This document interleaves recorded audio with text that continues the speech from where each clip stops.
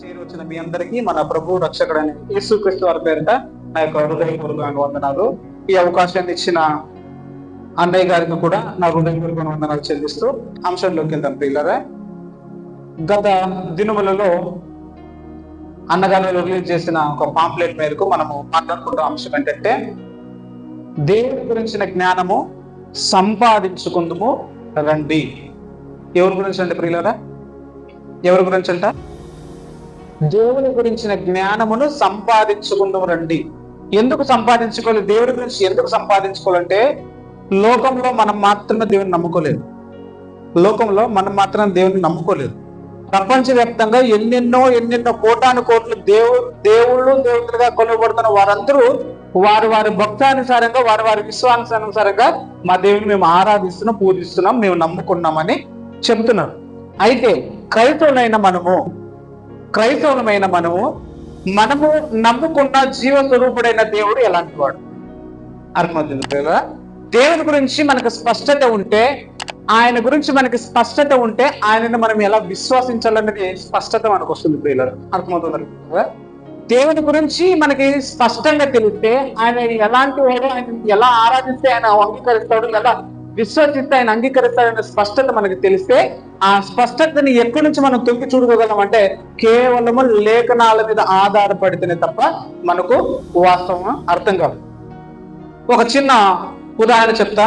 ప్రపంచంలో భక్తులుగా కొలబడుతున్న కోటాను కోటి జనాలు ఎలాంటి విశ్వాస సంబంధమైన దేవుణ్ణి కొనియాడతారని చెప్పడానికి, ప్రపంచంలో పండితులు, మేధావులు, లేక శాస్త్రులు, లేక చెప్పాలంటే స్కాలర్స్, వారు ప్రపంచాన్ని 3 విధాలుగా డివైడ్ చేశారు. ఎలాంటి అంటే 3 విధాలుగా దేవుని ఆరాధించేవారు ప్రపంచవ్యాప్తంగా మనుషులు ఉన్నారు. మొదటిగా ఏమంటారంటే మొదటి మనుషులు ఏమంటారంటే, ఇక్కడ 3 విధాలుగా అనుకున్నాం కదా. మొదటిగా ఏంటంటే మోనోథిజం అని అంటారు. మోనోథిజం అని అంటే ఏకదేవ ఆరాధికుడు అని ఇక్కడ కనపడుతుంది. మోనోథిజం అంటే ఏకదేవ ఆరాధికులు అని. రెండవదిగా ఏంటంటే పాలిథిజం. పాలిథిజం అంటే బహుదేవ ఆరాధికులు. ఇంకేది వచ్చిందండి, ఇది కొంచెం చెప్పాలంటే మన ఐదవులు క్రైస్తవులకు దగ్గరగా ఉన్న ఒక గ్రూప్ అనుకోండి. దీన్ని ఏంటంటే మోడలిజం. మొదటేమో మోనోథిజం, రెండోదేమో పాలిథిజం, మూడోదేమో మోడలిజం. మోనోథిజం అంటే ఏంటంటే ఒక్క దేవుడిని ఆరాధించడం. ఒక్క దేవుడు అంటే దీన్ని ఎవరు వేస్తారు? ఒక్క దేవుడిని ఆరాధించే ప్రపంచవ్యాప్తంగా ఎవరున్నారంటే మొట్టమొదటిగా చెప్పాల్సింది ఎవరంటే యూదులు. అర్థమైంది లేదా? మొట్టమొదటిగా ఏకదేవుని ఆరాధించే వ్యక్తులు ఎవరైనా ఒక జనాంగం ఉందంటే అది కేవలం ఇశ్రాయేలులు మాత్రమే మొదటిగా. ఆ తర్వాత యేసుక్రీస్తు వారి లోకానికి వచ్చిన తర్వాత క్రైస్తవాన్ని ప్రారంభించిన తర్వాత ఈ మోనోథిజాన్ని అంగీకరించిన వారు ఎవరంటే క్రైస్తవులు. ఇప్పుడు మోనోథిజాన్ని అంగీకరిస్తున్న వారు ఎవరంటే క్రైస్తవులు. పాలిథిజం అని అంటే బహుదేవ ఆరాధికులు. అంటే దేవుడు దేవుడిగా కొలబడుతున్న మంది చాలా ఉన్నారు. నాకు నచ్చిన దేవుడిని నేను ఆరాధించవచ్చు, నాకు ఇష్టమైన దేవుడిని నేను ఆరాధించవచ్చు అని పాలిథిజం. మోడలిజం అని అంటే ఏంటంటే, మోడలిజం అంటే మన వేరే అన్ని మతస్థుల గురించి మనం వద్దు కానీ మన క్రైస్తవ గురించి మాత్రమే మాట్లాడతాం. మోడలిజం అని ఏంటంటే తండ్రి, కుమార, పరిశుద్ధాత్మ అనే 3 వ్యక్తులుగా కనపడుతున్న దైవం మనకు ఉంది కదా. తండ్రి, కుమార, పరిశుద్ధాత్మ అనే వ్యక్తిత్వం కలిగిన దైవ తత్వం కలిగిన వ్యక్తులు ఉన్నారు కదా. వారిని ఏమంటున్నామంటే, ఈ మోడలిజం నమ్మేవారు ఏమంటే ఒకనొక కాలంలో పాత నిబంధనల తండ్రిగా వ్యవహరించాడు, ఆయనే కుమారుడు ఈ లోకానికి వచ్చాడు, ఆయన చనిపోయిన తర్వాత పరిశుద్ధాత్మగా ఆయనే ఉన్నాడు. తండ్రి కుమారుడు, కుమారుడే పరిశుద్ధాత్మ తండ్రి. ఎవరు వేరేవారు కాదు, దేవుడు ఒక్కడే కనుక పాత కాలంలో ఆయన తండ్రిగా ఉన్నాడు. ఇప్పుడు కాలం రూపం దాల్చి ఈ లోకానికి వచ్చాడు, ఇప్పుడు పరిశుద్ధాత్మంగా ఉన్నాడని మోడలిజం అని నమ్ముతున్నారు కొంతమంది క్రైస్తవులు. అయితే బైబిల్ పరిశీలన చేస్తే ఏది వాస్తవం? అందుకే ఒక రిఫరెన్స్ చెప్పి మనం ప్రారంభించుకున్నాం. ఓషయ రాసిన గ్రంథము 6వ అధ్యాయము 3వ వచనం చదువుకుందాం. యెహోవాను గురించిన జ్ఞానమును సంపాదించుకుందుము రండి. యెహోవాను గురించిన జ్ఞానమును సంపాదించుకున్నట్టు ఆయనను అనుసరించుదుము రండి అని ఇక్కడ భక్తుడైన యెహోషువ గారు సెలవిస్తున్నారు.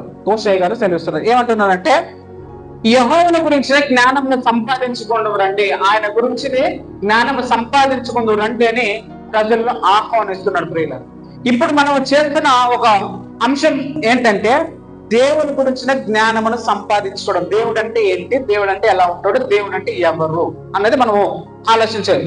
దేవుడు అంటే ఎవరు అన్నది తెలిసినే తప్ప ఆయన గురించి మనం స్పష్టమైన విశ్వాసంలో నిలకడగా స్థిరంగా ఉండలేము. ఆయన గురించి మనకు స్పష్టంగా తెలిసిన తర్వాత మనము విశ్వాసంలో నిలకడగా ఉండే అవకాశాలు ఉంటాయి కనుక మొదటగా దేవుని గురించి తెలుసుకోవడానికి మనకి ప్రయత్నం. అయితే దేవుని గురించి సంపాదించుకోవడానికి, మీ దేవుని గురించి జ్ఞానం సంపాదించుకోవడానికి రండి అని చెప్పడానికి ఎందుకు ఈ మాట అనుసరిసి వచ్చిందంటే, కొరింథీయులకు రాసిన పత్రిక 15వ అధ్యాయంలో మన పాంప్లెట్ ఇచ్చిన రెఫరెన్స్ ప్రకారం ఏముందంటే దేవుని గురించి జ్ఞానము కొందరికి లేదు అని ఉందంట. చదువున్నా కొరింథీయులకు రాసిన మొదటి పత్రిక 15వ అధ్యాయం 34 చదవండి. నీతి ప్రవర్తన గల వారే మేల్కొని పాపం చేయకుడి, దేవుని గురించిన జ్ఞానము కొందరికి లేదు, మీకు సిగ్గు కలుగటంగా ఇట్లు చెప్పుచున్నానని భక్తుడైన అపోస్తుడైన పౌలు గారు అంటారు. ఏంటంటే దేవుని గురించిన జ్ఞానం మీకు లేదు. దేవుడి గురించి జ్ఞానం అంటే ఏంటంటే దేవుడు అంటే ఏంటో, దేవుడు అంటే ఎలా ఉంటాడో అని తెలుసుకోవడం దేవుని గురించిన జ్ఞానం. మొదటిగా మనం ఏమనుకున్నాం, మొదటి దేవుని గురించిన జ్ఞానం సంపాదించుకున్నారు అంటానంటే ఇక్కడ భక్తుడు అంటాడు చాలా మంది వరకు దేవుని గురించిన స్పష్టమైన జ్ఞానం లేదంటాడు. అయితే మరి ఏం చేయాలంటే అదే బైబిల్ గ్రంథంలో ఏం చెప్తుందంటే ఎవరైనా మీకు జ్ఞానం కొద్దిగా ఉన్న ఎడలా వారు ఏం చేయాలంట, దేవుడిని అనుకుంటే ఆయన ధారాళంగా మీకు ఇస్తారంట. యాకోబు గారు రాసిన పత్రిక మొదటి అధ్యాయం 5వ వచనం. యాకోబు గారు రాసిన పత్రిక మొదటి అధ్యాయం 5వ వచనం. యాకోబు గారు రాసిన పత్రిక మొదటి అధ్యాయం 5వ వచనం. మీలో ఎవరికైనాను జ్ఞానము కొద్దిగా ఉన్న ఎడల అతడు దేవుణ్ణి అడగవలెను, అప్పుడు అతడికి అనుగ్రహింపబడు అని గ్రంథంలో తెలుస్తుంది. ఎవరికైతే జ్ఞానం కొద్దిగా ఉన్నదంటే వారు ఏం చేయాలి అంటే దేవునిని అడిగితే ఆయన జ్ఞానాన్ని ధారాళంగా ఇచ్చేవాడంట. అయితే ఇప్పుడు మనం దేవుని గురించిన దేవుని గురించి జ్ఞానం సంపాదించుకునే ప్రయత్నం చేస్తున్నారా? మనము నమ్ముకుంటున్న దేవుడు ఎవరు చెప్పగలరా ప్రియులరా? మనం నమ్ముకుంటున్న దేవుడు ఎవరు చెప్పగలరా?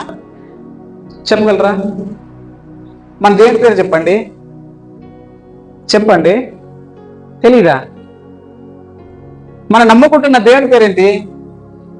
యేసుక్రీస్తు వారు. యెహోవాని మనం నమ్ముకుంటున్నావా? యెహోవాని మనం నమ్ముతున్నావా లేదా? యేసు ప్రభువుని నమ్ముతున్నామా లేదా? పరిశుద్ధాత్మను దేవుడిగా అంగీకరిస్తున్నాం లేదు? మనకి ఎంతమంది దేవుడు ఉన్నారు? ఎంతమంది ఉన్నారు? అర్థం కాలేదా? తండ్రి దేవుడే, కుమారుడు దేవుడే, పరిశుద్ధాత్ముడు దేవుడే. అయితే ఇప్పుడు ఎంతమంది ఏంటంటే దేవుళ్ళు? ముగ్గురా? మనం నమ్ముకుంటున్న దేవుడు ముగ్గురా? బైబిల్ ఏమండి? దేవుడు ఒక్కడే. చెప్దామా? దేవుడు ఎక్కడే అని చెప్పడానికి పాత నిబంధనలు కొన్ని లేఖనాలు చూద్దాం. పాత నిబంధనలు కొన్ని లేఖనాలు. ద్వితీయోపదేశ కాండము 6వ అధ్యాయం 4వ వచనం. ద్వితీయోపదేశ కాండము 6వ అధ్యాయం 4వ వచనం.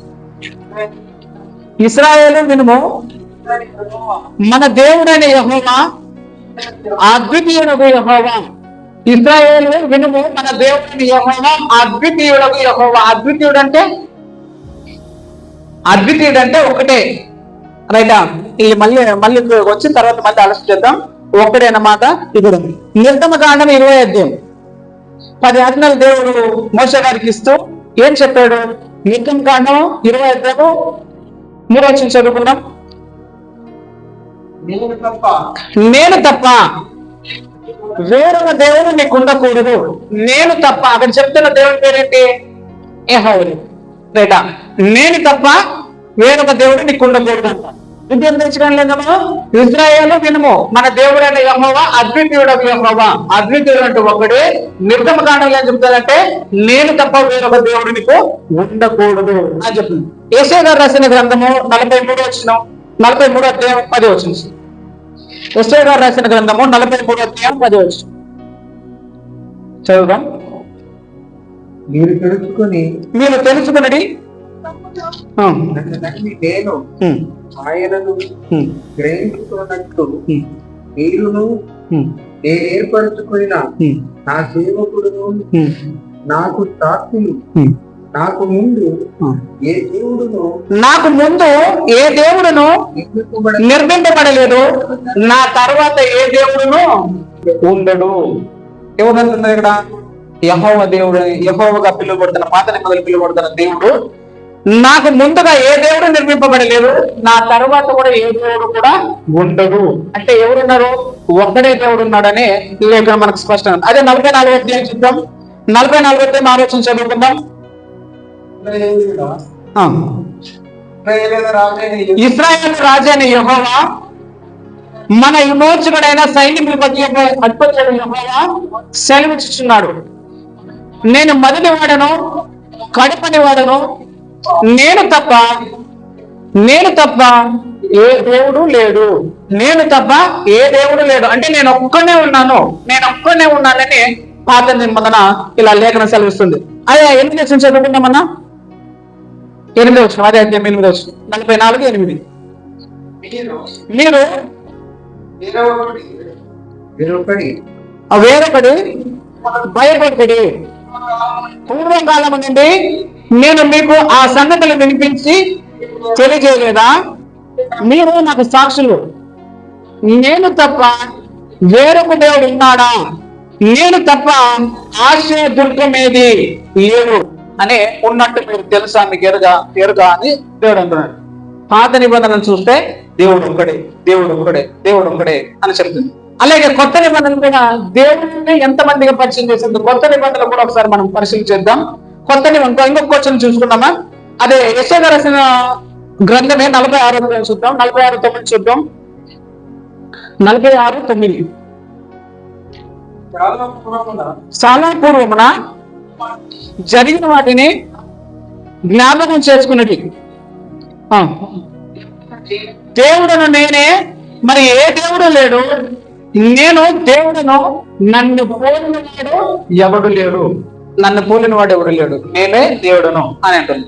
అలాగే మలకి గారు రాసిన పత్రిక, మలకి గారు రాసిన గ్రంథము, అదే 2వ అధ్యాయం 10 చదువుకున్నాం. మలకి గారు రాసిన గ్రంథము 2:10. మన అందరికీ తండ్రి ఒక్కడే కాడా, ఒక్కడే దేవుడు మనల్ని సృష్టింపలేదా అని గ్రంథాలు కనపడుతుంది. ఇంతవరకు విన్న మాటి ప్రకారంగా మనకు దేవుడు ఎంతమంది ప్రియులత? పాత నిబంధన ప్రకారం ఎంతమంది? ఒకటేనా? కొత్త నిబంధన కొత్త నిబంధన ఎంతమంది దేవుడిగా మనకు పరిచయం చేస్తాం చూద్దాం. మార్కు గారు రాసిన సువార్త 12వ అధ్యాయం 29 వచ్చు. మార్కు గారు రాసిన సువార్త 12వ అధ్యాయం 29 వచ్చు చదువుకున్నాం. అందుకు ప్రభువు యేసుక్రీస్తు వారే స్వయానంగా మనకు దేవుడు ఎంతమంది అనేది చెప్తున్నాడు ఒకసారి గ్రహిద్దాం. ప్రధానమైనది ఏది అనగా వినుము, ఓ ఇశ్రాయేలు వినుము, మన దేవుడైన ప్రభువు అద్వితీయ ప్రభువు అని సెలవుస్తుంది. ఓ ఇశ్రాయేలు వినుము, మన దేవుడైన ప్రభువు అద్వితీయ ప్రభువు. మనకి ఎంతమంది దేవుడు అని యేసు ప్రభు చెప్తున్నాడు ప్రియులరా? ఒకడే అద్వితీయ దేవుడు ఉన్నాడు అని చెప్తుంది. అలాగే యోహాను గారు రాసిన సువార్త 17వ అధ్యాయం 3వ వచనం చదువుకున్నాం. యోహాను గారు రాసిన సువార్త 17వ అధ్యాయం 3వ వచనం. కొంచెం రెఫరెన్స్ ఎక్కుంటా, స్పీడ్ గా చదువుదాం. అద్వితీయ సత్య దేవుడైన నిన్ను నీవు పంపిన యేసుక్రీస్తుని ఎరుగని నిజం. ఇక్కడ అద్వితీయ దేవుడు అయిన నిన్ను అని ఎవరు చెప్తున్నారు? యేసు ప్రభు చెప్తున్నాడు. అంటే ఇక్కడ కూడా యేసు ప్రభు గారు నొక్కి చెప్తున్నా ఎంతమంది దేవుడు మనకు అని చెప్తున్నాడు? ఒక్కడే మనకి దేవుడు అంట. నెక్స్ట్ రోమిలకు రాసిన పత్రిక 3:30 వచ్చినాం. 3వ అధ్యాయం 30 వచ్చినాం. రోమిలకు రాసిన పత్రిక అపోస్తలుడైన పౌలు రాసిన పత్రిక, దేవుడు ఒక్కడే కనుక ఆయన సున్నతి గలవారిని విశ్వాస మూలంగాను అని ఇక్కడ పిలుస్తున్నాడంటే ఇక్కడ మనకు ముఖ్యమైన అవసరమైన మాట ఏంటంటే దేవుడు ఒక్కడే గనక. ఎంతమంది అంట? దేవుడు ఒక్కడే గనక. నెక్స్ట్ తిమోతి గారు రాసిన మొదటి పత్రిక 2వ అధ్యాయం 5 వచ్చు. తిమోతి గారు రాసిన పత్రిక 2వ అధ్యాయం 5 వచ్చు. దేవుడు ఒక్కడే, దేవునికి మనకి మధ్యవర్తి ఒక్కడే అంట. ఇక్కడ కూడా ఎంతమంది అన్నారు? దేవుడు ఒక్కడే ఒక్కడే అని చెప్తుంది. అలాగే యాకోబు గారు రాసిన పత్రిక 2వ అధ్యాయం 19 వచ్చింది. యాకోబు గారు రాసిన పత్రిక 2వ అధ్యాయం 19 వచ్చింది. దేవుడు ఒక్కడైనా నీవు నమ్ముచున్నావు, అలాగే నమ్మటం మంచిది అని తెలుస్తుంది.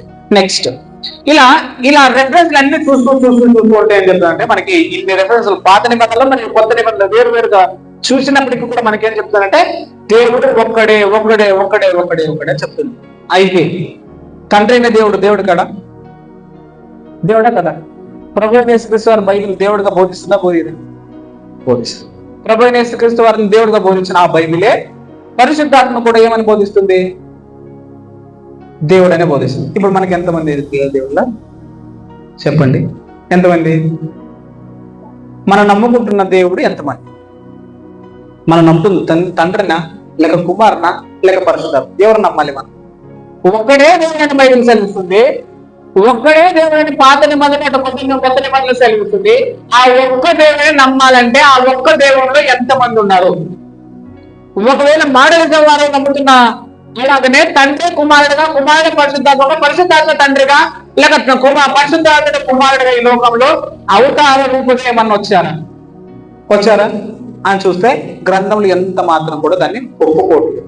దానికే దీనిని బైబిల్ పండితులు, బైబిల్ యొక్క స్కాలర్స్ దీన్ని ఎలా డిఫైన్ చేస్తారనంటే, మనము నమ్ముకుంటున్న దేవుడు అద్వితీయ దేవుడు. అద్వితీయుడు అనే పదానికి మూల భాష అయిన హెబ్రూ భాషలో ఇలా ఉంటుంది: షమా ఇశ్రాయేల్ యాహోవే ఎలోహిం యాహోవే యెహోవా. షమా ఇశ్రాయేల్ యాహోవే ఎలోహిం యాహోవే యెహోవా అనే మాట ఉంటుంది. యెహోవా అనే పదానికి బహువచనం ఉంటుంది.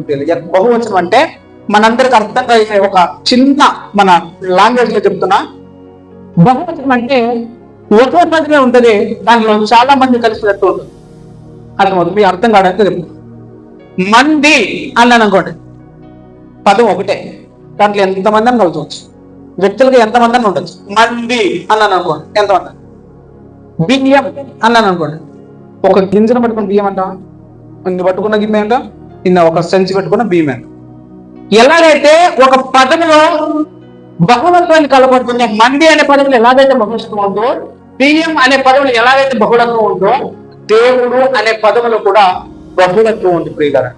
ఈ బహుళత్వం ఎలా ఉందంటే, బహుళత్వం అనే దానికి ఒకటికి మించినది. షమా ఇశ్రాయేల్ యాహోవే ఎలోహిం యాహోవే యెహోవా అనే పదం హెబ్రూ బైబిల్లో వాడబడింది. యెహోవా అంటే మనకి ఇంకా బాగా అర్థం కావడానికి చెప్పబడిన మాట ఏంటంటే, అయ్యారు మీరు పెళ్లి ఎవరికైనా చేస్తారు? మీరు? నీ చేసుకున్నావు? అయ్యగారు చేసుకున్నారంట. పెళ్లి చేసుకునేప్పుడు మన పాస్టర్లు ఏమంటున్నారంటే, ఒకటే శరీరము, తండ్రిని తల్లిని విడిచిపెట్టి భార్య నత్తుకోవాలి, మీరు ఇక మీద ఒకే శరీరము. భార్య భర్తలు ఇద్దరు వేరుగా ఉన్నారా? ఒకరే ఉన్నారా? వ్యక్తులుగా వేరు ఉన్నారు. ఆలోచన కానీ, భావంలో, వాళ్ళ నడివడికలో కానీ ఒకటే ఉండాలి. బైబిల్ కోరుకుంటుండాలి. భర్త మాట భార్య వినాలి, భార్య మాట భర్త వినాలి. ఒక్క మాట మీద వారి సంసార జీవితాన్ని నడిపించడానికి దేవుడే ఉండేవంటే, ఇక్కడ మూడు భాషలు కూడా వారి ఇరువురు ఏకమవడానికి వాడిన పదం ఏంటంటే యెహోవా అంటే బహుళత్వంలో ఏకవచనంలో బహుళత్వం ఉంది. ఏకవచనంలో బహుళత్వం ఉందంటే ఒక్క దేవుడిగానే సూచిస్తుంది. అందులో ఒకటికి మించిగా మనకు కనపడుతుంది. అయితే ఒకటి మించిగా మనం ఎంతమంది దేవుడు అనుకున్నాం? ప్రపంచం నమ్ముతున్నట్టు ముక్కోటి దేవుడుగా మనం నమ్మాలా? ప్రపంచం ముక్కోటి దేవుడిని నమ్ముతుంది. కరెక్ట్ గా హిస్టరీ ప్రకారంగా గూగుల్లో సెర్చ్ చేసిన ప్రకారం చూస్తే 600 కోట్ల దేవుళ్ళు ఉన్నారంట. మొన్న నేను సెర్చ్ చేసి చూసా, 600 కోట్ల దేవుళ్ళు ఉన్నారు. ప్రపంచం నమ్ముతున్నట్టు 600 కోట్ల దేవుడు మనం నమ్ముతున్నామా, లేక ఒక్క దేవుడిలో ఉన్న బహుళత్వాన్ని మనం నమ్ముతున్నాం? అర్థమవుతుందా లేదా? ఈ బహుళత్వానికి బైబిల్ పండితులు, బైబిల్ స్కాలర్స్ ఏ పేరు పెట్టారంటే త్రిత్వము అనే పేరు పెట్టారు. త్రిత్వం అనే పేరు లేదు కదండి అని చాలా మంది ఎగతాళి చేస్తారు. త్రిత్వం అనే పదము బైబిల్లో లేనంత మాత్రాన త్రిత్వం అని వాడకూడదు. త్రిత్వం అనే పదానికి ఇంగ్లీష్ ఏమంటారంటే ట్రినిటీ అని అంటున్నారు. ట్రినిటీ అంటే యూనిటీ, ట్రై అంటే 3, యూనిటీ అంటే ఒక్కట్టు. ట్రై యూనిటీ, ట్రై అంటే 3, యూనిటీ అని అంటే ఐక్యత, ఒక్కట్టు. దీన్ని పెద్దలో అంగీకరిస్తూ పరిశీలన చేస్తూ మన దేవుడు త్రిత్వమైన దేవుడు, మన దేవుడు త్రిత్వమైన దేవుడు. ముగ్గురు మాత్రమే దైవ నామాలు, దైవ లక్షణాలు, దైవ శక్తులు ఉన్నాయి. ఈ ముగ్గురు తప్ప ఎవ్వరికి కూడా ఈ లక్షణాలు లేవని బైబిల్ నిర్ధారకులు, బైబిల్ స్కాలర్స్ చేశారు. ఒక మాట మీకు అందరూ చెప్తారు. బైబిల్ చాలా మంది భక్తులు మనకు కనపడుతున్నారు. మనకు ఉన్న అవగాహన మేరకు తండ్రి అయిన దేవుని ప్రేమలు, ప్రభు అయిన యేసుక్రీస్తు వారి కృపయు, పరిశుద్ధాత్మ సహవాసం మీకు తోడుగా ఉండను గాక అని అంత్యాశీర్వదించి ముగిస్తారు. మీకు ఎప్పుడైనా పుట్టినప్పటి నుంచి దానియేలు గారి కృప మీకు తోడై ఉండను గాక, మోషే గారి సమాధానం మీకు తోడై ఉండను గాక అన్నట్టు ఎవరైనా విన్నామా? ఆ మాటకు వాళ్ళు అర్హులైనా? ఎంత భక్తులైనప్పటికీ కూడా వాళ్ళ మాటకు అర్హులైనా? ఆ మాటకు అర్హులైన వారు ఎవరంటే కేవలం బైబిల్ ముగ్గురు వ్యక్తులకు చూపిస్తుంది. తండ్రి అయిన దేవుని ప్రేమయు, ప్రభు అయిన యేసుక్రీస్తు వారి కృపయు, పరిశుద్ధాత్మ సహవాసం మీకు తోడై ఉండును గాక అని అంటున్నాం. దానియేలు గారి కృప గాని, మోషే గారి కృప గాని, యెహోషువ గాని, భక్తులు ఎంతమంది ఎంత ప్రతి భక్తుడైనా కానీ ఆయన కృపను బైబిల్ సమర్థించట్లేదు. ఆ దైవ నామాలు, దైవ శక్తులు, దైవత్వం కలిగిన వ్యక్తులు ఎంతమంది ఉన్నారంటే బైబిల్లో ముగ్గురు ఉన్నారు. ఆ ముగ్గురే సృష్టి చేశారు, ఆ ముగ్గురే ప్రపంచాన్ని నడిపిస్తారు, ఆ ముగ్గురే నిత్య రక్షణ ఇస్తారు, ఆ ముగ్గురే సర్వాన్ని సృష్టించిన ఆ ముగ్గురు దేవుళ్ళని మాత్రమే అనుకోలేదు. కానీ మనము ముగ్గురు దేవుళ్ళని పదాన్ని వాడకూడదు. అర్థమవుతుంది ప్రియులరా? ముగ్గురు దేవుళ్ళని పదం మనం వాడకూడదు. మనం నమ్ముకుంటున్న దేవుడు ఒక్కడే. ఆ ఒక్క దేవుళ్ళు భగవంతుడు ఉంది. ముగ్గురు వ్యక్తులుగా వేరు వేరైనప్పటికీ వారి ఆలోచన కానీ, వారి విధానాన్ని కానీ, వారి స్వభావం కానీ, వాళ్ళ ఉనికి కానీ, వాళ్ళ స్థితులు కానీ సమానంగా ఉండవండి. వాళ్ళ స్థితులు సమానంగా ఉంటారు. మరి ఇంకో మాట చెప్తా. పాత నిబంధనలో నాకు సమానంగా ఎవరినైనా చేయగలరని పరిశుద్ధుడైన దేవుడు చాలాసార్లు సెలవించినట్లు మనకి లేఖన కనపడుతుంది. ఒక చిన్న 2 వచనాలు చదువుకుందాం. యెషయా గారు రాసిన గ్రంథము 40వ అధ్యాయం 25వ వచనం చదువుకుందాం. యెషయా గారు రాసిన గ్రంథము 40వ అధ్యాయం 25వ వచనం చదువుకుందాం. నీవు ఇతనితో సమానుడు అని మీరు నన్ను ఎవరికి సాటి చేయుదురు అని పరిశుద్ధుడు అడుగుతున్నాడు. మీరు ఇశ్రాయేలు జనానికి దేవుడు చెప్తూ మీరు ఇతరులతో సమానుడని, ఈ పరిశుద్ధతని ఎవరితో సమానం చేస్తారు అని అక్కడ ఎవరు కనపడుతున్నట్టు దేవుడి పేరు ఏంటంటే యెహోవా అని మాట్లాడతారు. పరిశుద్ధుడు అడుగుతున్నాడు. మళ్ళీ చదువుకుందాం మన అది మాట 40 నీవు ఇతరులతో సమానుడు అని మీరు నన్ను ఎవరిని సాటి చేయదు అని పరిశుద్ధుడు అడుగుతున్నాడు. నాకు ఎవ్వరి సాటి లేరు, నాతో ఎవరిని పోల్చకూడదు. నేను ఏమంటానంటే నిర్గమకాండంలో అంటే వేల్పులలో మోషే గారు అంటున్నాడు, వేల్పులను నీ వంటి వాడు ఎవరు, పరిశుద్ధతను బట్టి నీవు మహనీయుడు అని మాట ఉంటుంది. చూద్దాం నిర్గమకాండం 15వ అధ్యాయం, నిర్గమకాండం 15-11 నుంచి చదువుకున్నాం. నిర్గమకాండం 15వ అధ్యాయం 11 వచ్చింది. యెహోవా వేల్పులలో నీ వంటి వాడెవడు, పరిశుద్ధతను బట్టి నీవు మహనీయుడు, స్తుతి కీర్తనలు బట్టి నీవు మంచిడు అని అంటున్నాడు. యెహోవా వేల్పులు అంటే బయట వేల్పులు అంటే బయట. నీకన్నా నీ వంటి వాడు ఎవరు ఉన్నాడు? నీ వంటి వాడు ఎవరు? వేల్పులు యెహోవా వేల్పులు నీ వంటి వాడు ఎవరు, పరిశుద్ధతను బట్టి నీవు మహనీయుడు అని చెప్తున్నారు. అంటే ఇక్కడ పాత నిబంధన ఏం చెప్తున్నట్టే యెహోవా దేవునికి సరి సమానంగా ఎవ్వరు లేరు అని సెలవిస్తుంది. రైటా? ఇంకొక క్వశ్చన్ చదువుకుందాం. అదే యెషయా గారు రాసిన గ్రంథము 46వ అధ్యాయం. యెషయా గారు రాసిన గ్రంథము 46వ అధ్యాయం. యెషయా గారు రాసిన గ్రంథము 46వ అధ్యాయము 5వ వచనం చదువుకుందాం. మేము సమానమని నన్ను ఎవరికి సాటి చేదురు, మేము సమానమని ఎవరైనా నాకు మళ్ళీ చదువుదామన్నా. మేము సమానమని నన్ను ఎవరికి సాటి చేదురు? మేము సమానులు అని ఎవరిని నాకు పోటీ చేయుదురు అని దేవుడు అడుగుతాడు. మేము సమానులు అని ఏ దేవుడైనా నాకు సమానంగా చేయగలరా, లేక నీకు సరిపోయిన వాడి అని పోటీ చేయగలరా అని దేవుడు అడుగుతాడు. అంటే ఈ మాటను బట్టి మనం ఆలోచన చేస్తే ఎవరు మన దేవునికి సరి సమానమైన వాడు లేడు అన్నట్టు కనపడుతుంది కదా. మన దేవునికి ఎవ్వరు సరి సమానమైనట్టు వారు లేనే లేరు అని చెప్తూ, అదే పరిశుద్ధులైన దేవునికి ఒక ఆయన సమానముగా ఉన్నాడు అన్నట్టు మనకి గ్రంథంలో సెలవిస్తుంది. చదువుకున్నారు ఎప్పుడైనా?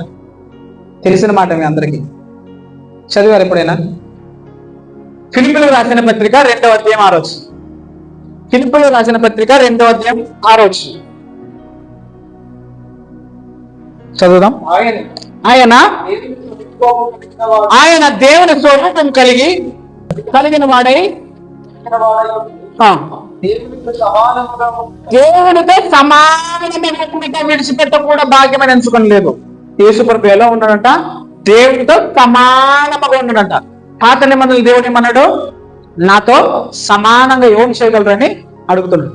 ఇక్కడ అదే బైబిల్ గ్రంథమందు అపోస్తలుడైన పౌలు గారు రాస్తూ ఏమన్నాడంటే, దేవునికి సమానుడైన వ్యక్తి ఎవరంటే ప్రభువైన యేసుక్రీస్తు వారు తప్ప ఎవ్వరూ లేరని చెప్తున్నారు. మళ్ళీ ఒక మాట చదువుకుందాం.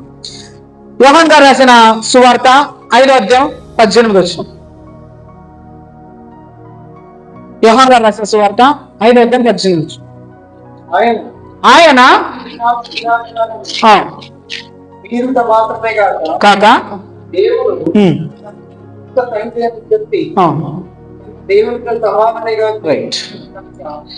విశ్రాంతి దినమును మానటమే కాకుండా యేసు ప్రభు ఏమంట, దేవుడి యొక్క సొంత తండ్రి అని చెప్తూ ఏం చేస్తున్నాడంట? దేవుడితో తను దేవుడితో సమానంగా చేసుకున్నాడంట.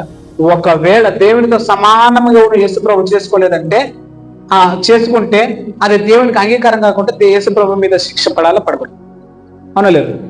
దేవుడు ఏమంటున్నాడు? నన్ను సమానుడిగా ఎవరు చేయకూడదు, చేస్తారా, ఎవరైనా ఉన్నారని పాత నిబంధనలు దేవుడు అడుగుతుంటే, అదే కొత్త నిబంధనలు ఏమంటున్నాడంటే దేవునితో సమానంగా ఉంటే విడిచిపెట్టకూడదు భాగ్యం అని ఎంచుకోలేదన్నాడు. దేవునితో సమానమైన వారు ప్రభువుని స్తుతిస్తారు. దేవునికి సరి సమానమైన వారు ఎవరు అని చెప్తున్నాడంటే యేసు ప్రభు వారే. దేవుడు తన సొంత తండ్రిని చేసుకుని చెప్పుకుంటూ దేవునికి సమానంగా తను తాను పోల్చుకుంటాడని గ్రంథం. అంటే మన దేవుడు నమ్ముకుంటున్న దేవుడు ఎవరంటే ఏక దేవుడిలో బహుళత్వం ఉంది. మనం నమ్ముతున్న దేవుడికి ఏక దేవుడు, ఆ ఏక దేవుడిని ఎలోహీం అని అంటారు, యెహోవా అని అంటారు. యెహోవా అనే పదానికి, యెహోవా అనే పేరుకి ఏమని అర్థం? ఉన్నవాడు. ఏమన్నారు పిల్లరా? ఉన్నవాడు. లేదా ఈ ఉన్నవాడు అనే పదానికి తర్వాత వద్దాం. ఇప్పుడు యెహోవా అనే పదానికి తర్వాత వద్దాం. సృష్టిని ఎవరు చేశారు ప్రియదా? సృష్టిని ఎవరు చేశారు? దేవుడు చేశారు. ఆయన పేరు చెప్పగలరా? యెహోవా చేశాడంట అన్న చెప్పిండు. నా తప్పేం లేదు అన్న చెప్పిండు. యెహోవా చేశాడంట, రైటా? పాత నిబంధన చెప్తే యెహోవా మాట వలన ఆకాశం కలిగాను, యెహోవా జ్ఞానం చేత ఆయన సృష్టించేశాడు, యెహోవా జ్ఞానం చేత ఆయన ఆకాశం విశాలపరిచాడు, యెహోవా జ్ఞానం చేత, యెహోవా మాట చేత, యెహోవా ఊపిరి చేత సమస్యలు జరిగాయన్న మాటలు చాలా కనపడుతుంటాయి. అనలేదు ప్రియ. యెహోవా చేస్తాడు, యెహోవా దేవుడు ఆది యందు భూమిని ఆకాశంలో సృష్టించాడు అన్నమాట కనపడుతుంది. పాత నిబంధన అంతా చూస్తే సృష్టి చేసినాడు దేవుడు మాత్రం కనపడుతుంది, రైటా? అదే సృష్టిని ఎవరు చేశారో కూడా మనం ఒకసారి గ్రంథాలు చూసినట్లయితే యోహాను గారు రాసిన సువార్త 1వ అధ్యాయము మొదటి 3 వచనాలు చదువుకుంటాం. ఆది యందు వాక్యం ఉండెను, వాక్యము దేవుని యొద్ద ఉండెను, వాక్యము దేవుడై ఉండెను. ఆయన అంటే వాక్యము, వాక్యం అంటే యేసు ప్రభు. ఆది యందు దేవుని యొద్ద ఉండెను, సమస్తము ఆయన మూలముగా కలిగెను, కలిగి ఉన్నది ఆయన లేకుండా కలుగలేదు. పాత నిబంధన అంతయు కూడా యెహోవా అనే దేవుడు సృష్టికర్తగా కనపడుతుంటే, కొత్త నిబంధనల భక్తులు ఏం చేస్తారంటే కలిగి ఉన్నది ఏది కూడా ఆయన లేకుండా కలగలేదు. కలిగి ఉన్నది మనుషులు కూడా కలగబడ్డారా? మనుషులు ఏమన్నా దేవునిలా ఉన్నవారు? దేవుడు ఏమంటున్నాడు? మన స్వరూపమందు మన పోలిక చొప్పున నరులను చేయుదుము. చేయడం అంటే కలిగినట్టేగా. దేవుడు మన స్వరూపమందు మన పోలిక చొప్పున దేవుడు ఏమంటున్నాడు? మన స్వరూపం ముందు మన పొరుగు చొప్పున నరులను చేయము అంటున్నాడు. కలిగి ఉన్న ఆ నరులు కూడా ఎవరిలో కూడా కలగలేదంట. అర్థమైంది లేదా? సృష్టిలు ఏదైనా ఊహించుకోండి, ప్రకృతి అంటారా, పంచ భూతాలు అనుకుంటారా, విశ్వం అనుకుంటారా, ఆవిరి అనుకుంటారా, ఏదైనా కూడా మూఢమైన కూడా, అది వస్తువైనా కూడా, ఏదైనా కూడా సృష్టింపబడినదే. దేవుడు తప్ప ఏది కూడా ఉన్నది లేదు. చివరికి పరలోకం కూడా కలుగు చేయబడింది అని సామెతలో ఉంటుంది. పరలోకం కూడా కలుగు చేయబడిందే. దేవుడు మాత్రమే ఉన్నవాడు. దేవుడు మాత్రమే ఉన్న స్థితిలో ఆయన ఉన్నవాడు. యెహోవా అనే పేరుకి నేను ఉన్నవాడను అనే మాట కనబడుతుంది. నిర్గమకాండానికి వస్తే నువ్వెవరు అని నేను పరిచయం చేయాలంటే నేను ఉన్నవాడు అని చెప్పు అంటే, ఉన్నవాడు అని చెప్పడానికి మోషే గారు ఏం చెప్తున్నా అంటే యెహోవా అనే పేరు. యెహోవా అనే పేరుకి ఉన్నవాడు అని అర్థం. కలిగి ఉన్నది ఏది కూడా ఏది ప్రభు లేకుండా కలగలేదంట. అందులో మనుషులు కూడా ఉన్నారంట. రైటా? మనుషులు సృష్టించింది తండ్రి అయిన దేవుడు అని కనపడింది మనకు. అలాగే యేసుక్రీస్తువారని కూడా కనపడింది. రైటా? ఇంకొక వ్యక్తిని చూద్దాం. ఆయన కూడా సృష్టిని చేస్తాడా లేదా అన్న మాటకు ఒక మాట చూసుకుందాం. యోబు గారు రాసిన గ్రంథము 33వ అధ్యాయం 4వ వచనం చదువుకుందాం. యోబు గారు రాసిన గ్రంథము 33వ అధ్యాయం 4వ వచనం. దేవుని ఆత్మ నన్ను సృష్టించెను. మళ్ళీ చదవండి. 33:4.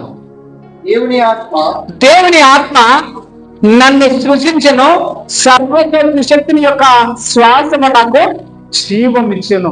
ఎవరు చేశారంట? ఇక్కడ యోబు గారు చెప్తూ ఏమంటున్నారంటే దేవుని ఆత్మ నన్ను సృజించెను అని మాట కనపడుతుంది. మనుషులను కూడా సృజించిన పాత్రలో లేక మనుషులను సృజించిన పనిలో ఎవరెవరు ఉన్నారంటే మనకు కనపడుతుంది. తండ్రి మనుషు రూపమందు మన పొలికి చొప్పున నరులను చేయమంటున్నాడు. ప్రభు అయిన యేసుక్రీస్తు వారు కలిగి ఉన్నది ఏది కూడా ఆయన లేకుండా కలగలేదు అన్న మాట కనపడుతుంది.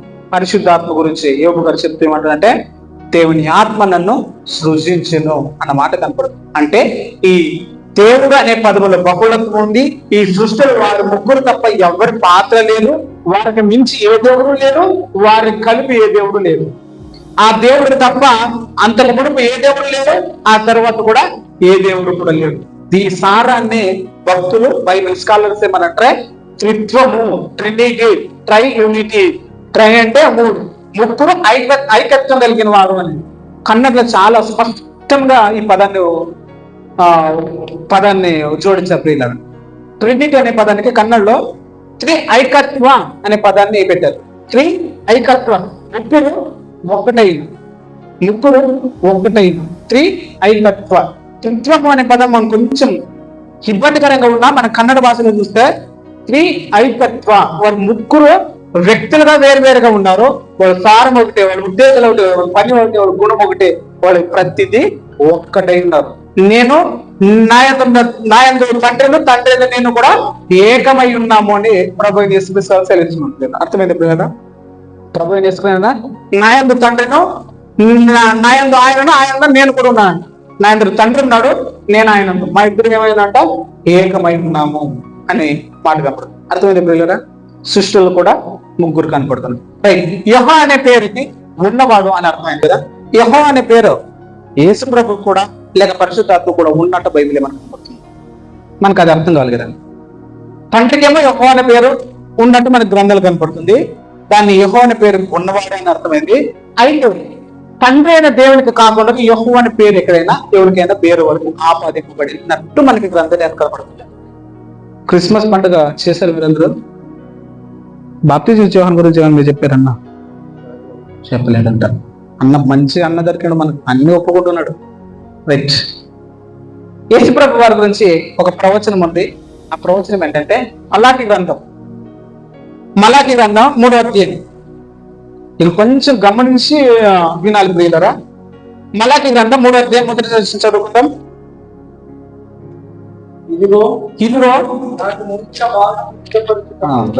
నాకు ముందుగా రైట్. ఓకే, అక్కడ మాట్లాడుతున్న వ్యక్తి ఎవరండి? చదువుదామన్నా. పాత నిబంధనలో దేవుడు తాను ఎవరు ఏమని పరిచయం చేసుకున్నాడంటే సైన్యములకు అధిపతి యెహోవా అని తనను తాను పరిచయం చేసుకున్నాడు.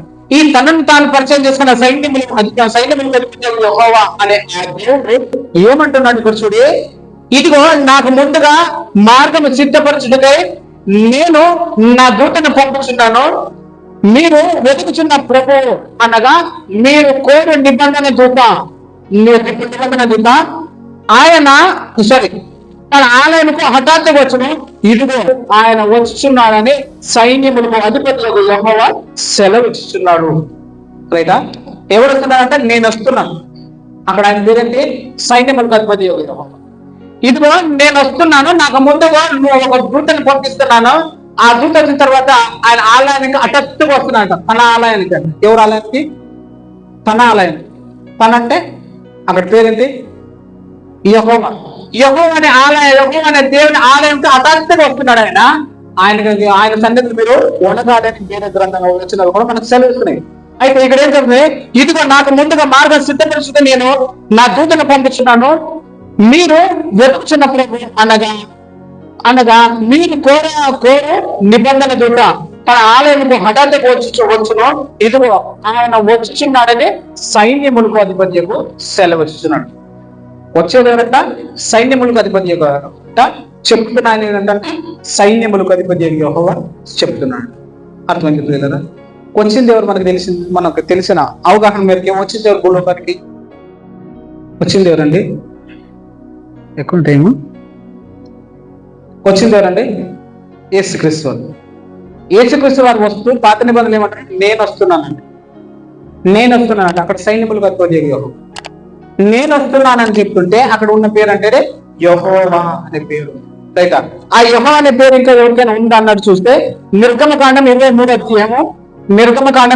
అధ్యాయము 20 చూద్దాం. దేవుడే చెప్తున్నాడు, ఒక పేరు ఒక ఆయనకి ఇస్తున్నాను, ఆయనకు వనకండి అని ఒక మాట చెప్తున్నాడు. చూద్దాం. నిర్గమకాండం 23 చదువుదాం. ఇదిగో నిన్ను కాపాడి నేను సిద్ధపరిచిన చోటుకు నిన్ను రప్పించుటకు ఒక దూత నీకు ముందుగా పంపుతున్నాను. ఆయన సన్నిధిని జాగ్రత్తగా నుండి ఆయన మాట వినవలెను, ఆయన కోపం రేపవద్దు, మీ అతిక్రమంగా ఆయన పరిహరింపడు, నా నామము ఆయనకి ఉన్నది. దూతకి ఎప్పుడైనా దేవుడు గౌరవం ఇచ్చిన మాట్లాడినట్టు మనకి ఎక్కడైనా కనపడుతుంది. దూతకు దేవుడు గౌరవం ఇచ్చి మాట్లాడుతూ గ్రంథం కనపడుతుందా? దూతని లేదంటే దూతకి ఏదైనా సన్నిధ్యం ఆలయం ఉన్నట్టు బైబిల్ ఏమైనా ఒప్పుకుంటుందా? దూతకి దేవుని ఆలయం, దేవుని సన్నిధి ఉన్నట్టు బైబిల్ ఎక్కడైనా మనకు కనపడుతుంది. బాప్తిస్మం ఇచ్చే అపోస్తలుడైన యోహాను గారికి పద్మాసు దీపంలో దూత కనపడితే ఆయన భయపడి ప్రభువా ఎవరు అని కాలు మొక్కడానికి వెళ్ళాడు. మనకు తెలిసిన సందర్భం. ఏమంటాడు అప్పుడు? మీరు నన్ను మొక్కొద్దండి, నాకు అంత స్థాయి లేదు అని అంట. రైటా? హెబ్రీ గ్రంథంలో చూస్తే వీరు సేవకులైన ఆత్మలే తప్ప వీరు మీకన్నా గొప్పవారు కాదు అన్నట్టు భావన మనకు అనుకుంటుంది. సేవకులైన ఆత్మలు మనకు పని చేసేవారే దేవదూతలు తప్ప మనము దేవదూతకు భయపెట్టినట్టు కానీ, మనం ఆయన సన్నిధులు వణుకుతున్నట్లు కానీ, ఆ దూత మాటలకు మనము జాగ్రత్త పడినట్లు కానీ వీరందరూ మనకి ఎక్కడ సెలవు. అయితే ఇక్కడ నిర్గమకాండలో ఏం చెప్తున్నాడు? దేవుడే చెప్తున్నాడు, నాకు ఒక దూతకి పేరు ఉంది, ఆ దూత నా పేరు పెట్టుకుని వస్తున్నాడు, ఆయన సన్నిధులు వదలండి, ఆయనకు కోపం రేపద్దు, కోపం రేపు మిమ్మల్ని చంపేస్తాడు, కోపం రేపు మిమ్మల్ని నాశనం చేస్తాడు అని గ్రంథం. అయితే అరణ్య మార్గంలో సన్నగారుతూ సంశయంతోనూ ఉన్నప్పుడు కొంతమంది చాలా మంది దేవుడి మీద తిరుగుబాటు, దేవుడి మీద సంశయాలు పడుతూ చాలా మంది చనిపోయినట్టు మనకు కనపడుతుంది. లేదా ఆ చనిపోయిన తర్వాత మనకి అక్కడ పాత నిబంధనలు చూస్తే ఎవరు చనిపేసినట్టు కనపడుతుంది అంటే యెహోవా చనిపేసినట్టు, యెహోవా దేవుడు చంపేసినట్టు మనకు కనపడుతుంది.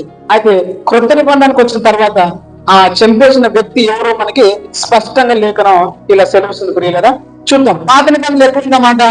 సంఖ్యాకాండం 21:4 వారు 5 నుంచి చదువుదన్నా. కాగా ప్రజలు దేవునికి మోసకి విరోధంగా మాట్లాడి ఈ అరణ్యంలో చచ్చుటకు ఐగుప్తుల నుండి మమ్మల్ని రప్పించేందుకు అని రప్పించిదిరా అని అడుగుతారు. ఇక్కడ ఆహారం లేదు, నీళ్లు లేవు, చలికాలం లేదు అని అన్నపానాలు మాకు అసహ్యమైనవి అని చెప్తున్నారు. నెక్స్ట్ 6వ వచనం చదువుదాం. అందుకు యెహోవా ప్రజల్లోనికి తాపకరమైన సర్పములు పంపెను, అవి ప్రజలు కనుక ఇశ్రాయేలు అనేకులు చనిపోయిరి. ఎవరు పంపారంట? యెహోవా. 6వ వచనం చూడండి.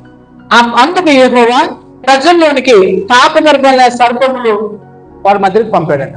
అప్పుడు ఆ వచ్చి ఏం చేశాడంట? ప్రజల్లో తిని చంపేసామంట. బయట ఇక్కడ ఎవరు పంపించాడని ఉంది? యెహోవా పంపించాడండి. 19 వస్తే ఈ మాటని అపోస్తలుడైన పౌలు గారు కోట్ చేస్తూ ఏం రాస్తున్నారు చూద్దాం. మొదటి కొరింథీయులకు రాసిన పత్రిక 10వ అధ్యాయం 10వ వచనం చదువుకున్నాం.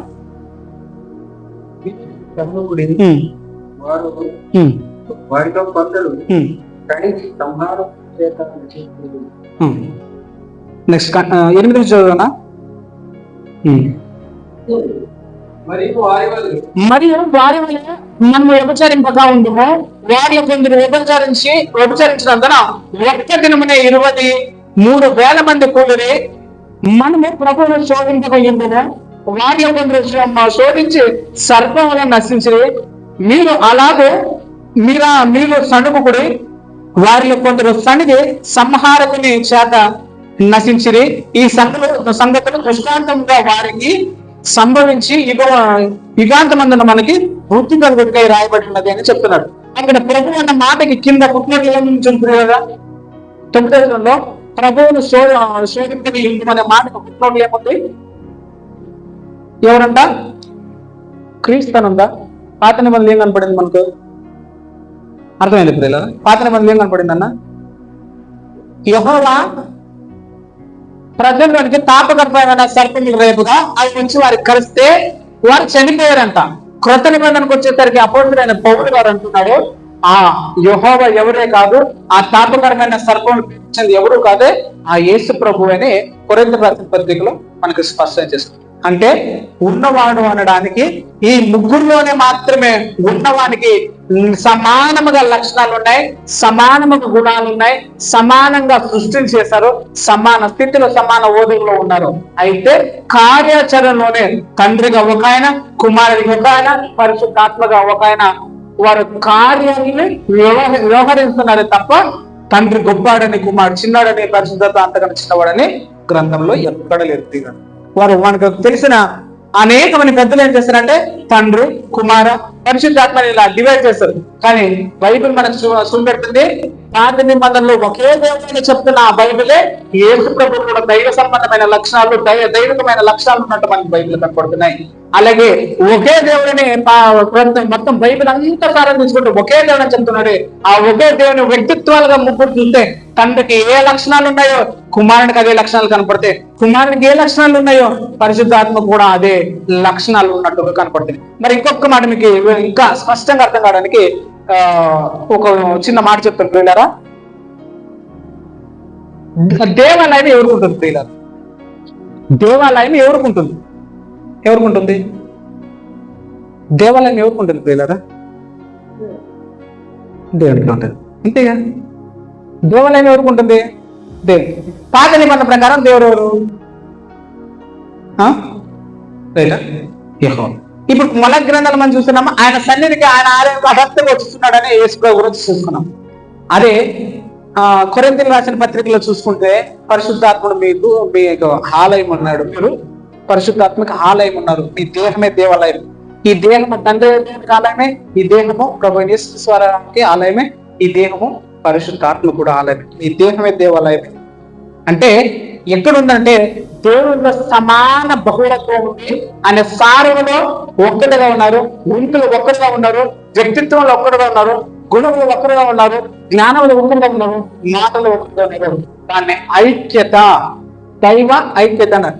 త్రిత్వ ఐక్యత, దైవ ఐక్యత, దీన్ని ట్రై యూనిటీ అంటారు. ముగ్గురులో వ్యక్తిత్వంలో కానీ అన్నింటిలో కూడా కానీ ఐక్యత ఉంది. సారములో, ఉనికిలో, ప్రతి దాంట్లో కూడా వ్యక్తులుగా ఉన్నారు. 5 వ్యక్తులుగా ముగ్గురున్న వ్యక్తిత్వంలో ఒక్కరే ఉన్నారు. మోనోథిజం ఒకే ఆరాధికులు, ఒక దైవ ఆరాధికులను ముందు ప్రశ్నించిన మోనోథిజం. ఆ మోనోథిజం ఇంగ్లీష్ ఏమంటారు అంటే 3 in personality, 1 in God. Three method one in God అని అంటున్నాడు. దీన్ని హెబ్రూ భాషలో షమా ఇస్రాయల్ యాహే ఎలాహీం యాహే ఎకాద్ అని, మన కన్నడ బైబిల్లో వస్తే ఇస్రాయల్ రేకేవరి నమ్మ దేవుడు ఒక్కనే అనే మాట ఉంటుంది. లేదా ఇంగ్లీష్కి వస్తే కూడా our Lord our God is one అనే మాట. ఇక్కడ వెళ్ళినా కూడా ఒక్కడే అని కనబడుతుంది. ఆ ఒక్కడిలో బహుళత్వం ఉంది. ఈ గ్రీక్ భాషలో కురియోస్ అనే పదం ఉంది. కురియోస్ అంటే ద్వితీయోపదేశకాండం 6:4 షమా ఇశ్రాయేలు యాహవే ఎలోహిం యాహవే ఎకాద్ అనే పదకి ఓ ఇశ్రాయేలు వినుము నీ దేవుడైన యెహోవా అద్వితీయుడగు యెహోవా అనే మాట ఉంటుంది కదా. దీన్ని ఎగ్జాక్ట్ గా ప్రభుత్వ మార్క్స్ వార్త 12:29 ఏమంటే ఇశ్రాయేల్ కురియోస్ తో థియోస్ హెమిస్ కురియోస్ ఈజ్ ఎస్టీమ్ అనే మాట ఉంటుంది. ఇశ్రాయేల్ కురియోస్ హో థియోస్ హెమిన్ కురియోస్ ఈజ్ ఎస్టీమ్ అనే మాట ఉంటుంది. ఇక్కడ ఏమంటుందంటే షమా ఇశ్రాయేల్ యాహవే ఎలోహిం యాహవే ఎకాద్. ఎకాద్ అనే పదంలో ఒక్కటికి మించి దైవత్వం ఉంది, ఒక్కటికి మించి ఉంది. మంది అనే పదంలో ఎలాగైతే బహుళత్వం ఉందో, బియ్యం అనే పదంలో ఎలాగైతే బహుళత్వం ఉందో, మరి వాటినే నిజమని మీకు అర్థం కాదని చెప్తున్నా. దేవుడు అనే పదంలో ఏకవచనం, ఆయన ఏకవచన నామం అయినప్పటికీ కూడా అందులో బహువచనం ఉంది. ఏకత్వంలో బహుళత్వం ఉన్నదని కన్నడ వ్యాకరణం అవుతుంది. ಏಕತ್ವದಲ್ಲಿ ಬಹುಳತ್ವ ಇದೆ. ಕನ್ನಡ ವ್ಯಾಕರಣ ಏమంటే ఏకత్వದಲ್ಲಿ బహుళత్వమిదే, ఏకత్వದಲ್ಲಿ బహుళత్వమిదే అని మనకి గ్రంథం కనపడుతుంది. మన దేవుడు అద్వితీయుడైన ప్రభు, అద్వితీయుడైన దేవుడు. ఆయన తప్ప ఆయనకి సరి సమానుడైన దేవుడు ఈ లోకంలో కానీ ప్రపంచంలో నమ్ముకున్న ఏ దేవుళ్ళలో కూడా లేని ఏకైక స్వభావం మనం నమ్ముకున్న దేవుడు. అయితే మనకు దేవుడు ముగ్గురా?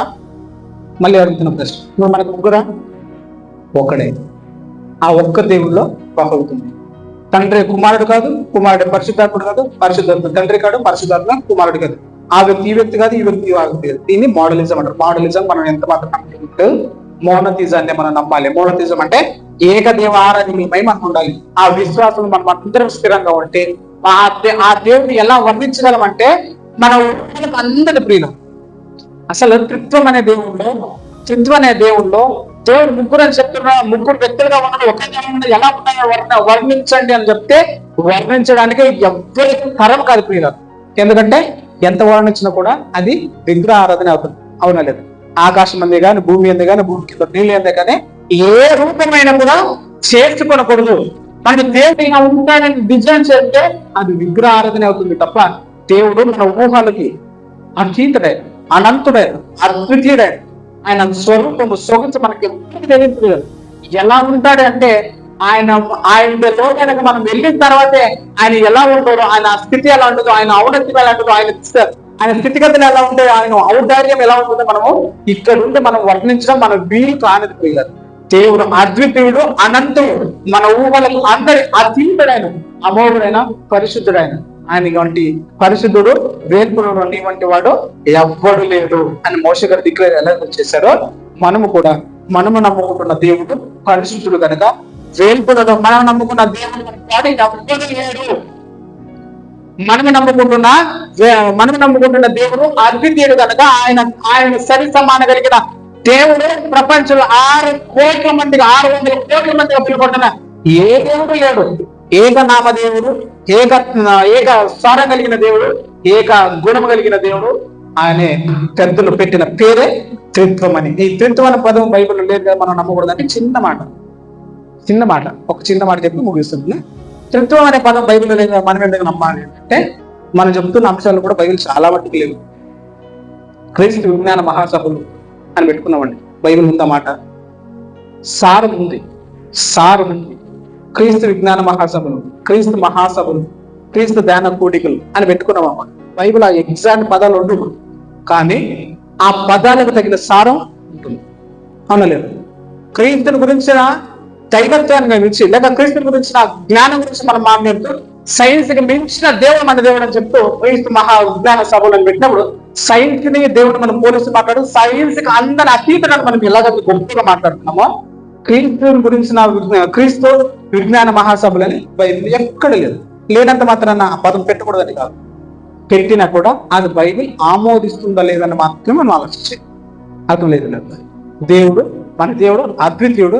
ఆ పరిశుద్ధుడైన దేవుడిని మనం నమ్ముకున్నాం. మనం కూడా ఆయన కోరుకున్నట్టుగా పేతురు గారు రాసిన పత్రికలో ఏముంటుందంటే, మీరు నమ్ముకున్న దేవుడు పరిశుద్ధుడు కనుక మీరు కూడా పరిశుద్ధులై ఉండవలనని దేవుడు పిలుస్తున్నాడని ఆ పిలుపు మేరకు మనం కూడా మనం నమ్ముకున్న దేవుడు అద్వితీయుడు, పరిశుద్ధుడు, ఏకైక నామదేవుడు కలిగినాడు, కాలాతీతుడు, ఆయన రూపాతీతుడు.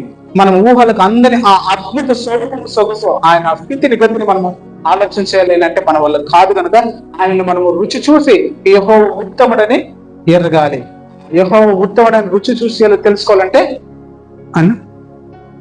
యెహోవా ఉత్తముడని రుచి చూసి తెలుసుకోవాలంటే మనము దేవునిలో విశ్వాసంలో స్థిరంగా బలంగా నిలబడితే ఆయన స్థితిని ఆయన ఉనికిని మనకి బైబిలే ఘోషిస్తుంది. బైబిల్ మనం ఎంత ధ్యానం చేస్తే అంత దేవుడు మనకు అమోఘంగా అద్భుతంగా అర్థమవుతుంది. మనం కూడా దేవుని ఎందు స్థిరమైన విశ్వాసం కలిగి బలమైన విశ్వాసం కలిగి అద్వితీయ దేవుడైన సత్య దేవుడిని మనం నమ్ముతూ ఆయన మాటలను అనుసరిస్తూ మన జీవితాంతం ఆయన మాటలకు విధేయత కలిగి ఆయన మాటలను మన జీవితంలో అనుసరించి బ్రతకాలని మిమ్మల్ని నన్ను ప్రభుపేట కోరుతూ హెచ్చరిస్తూ ఈ మాటలను ముగిసాను. ఇంత మంచి సమయం ఇచ్చిన అన్నగారికి హృదయపూర్వకమైన వందనాలు చెల్లిస్తూ నా మాటలు ముగిసాను. ఇంతవరకు ఓపిక విన్న మీ అందరికీ కూడా యేసుక్రీస్తు వారి పేరట నా హృదయపూర్వక వందనాలు చెల్లిస్తూ ఈ సమయాన్ని అన్నగారికి అప్పగిస్తాను.